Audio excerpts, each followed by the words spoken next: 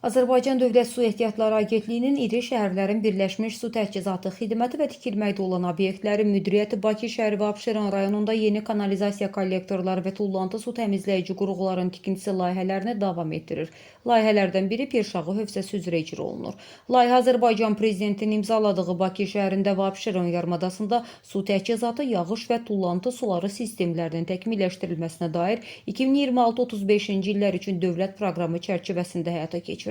Ümumi uzunluğu 33 kilometr olan kollektorun və yeni nasos stansiyasının inşası Bilgəh, Nardaran, Pirşağı, Novxanı, Göradil, Fatımeyi, Saray, Zabrat, Balaxanı, Məhəmmədli və Kürdaxanı qəsəbələrində tullantı sularının idarə edilməsinə imkan yaradacaq. Eyni zamanda hövzə daxilində yerləşən qəsəbələrdə su basma hallarının qarşısı alınacaq, Kürdaxanı, Zabrat gölləri və sahil boyu zonada ekoloji tarazlıq bərpa olunacaq.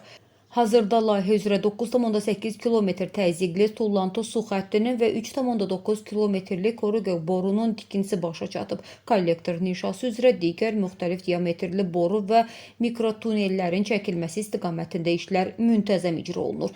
Pirşağı hövzəsi üzrə gətirici kanalizasiya kollektorlarının tikintisi layihəsi çərçivəsində inşa olunacaq 31 şaxtadan 6-sı tamamlanıb. Qalan şaxtalarda və kanalizasiyada nasos stansiyalarında işlər davam etdirilir. Bu tipli layihələr xüsusilə mikrotunel texnologiyası ilə qurulan kanalizasiya şəbəkələri müasir və dayanıqlı olması ilə seçilir. Geniş ərazilərdə qurulma imkanı və əhalinin məmnunluq səviyyəsinin yüksəldilməsinə şərait yaradır.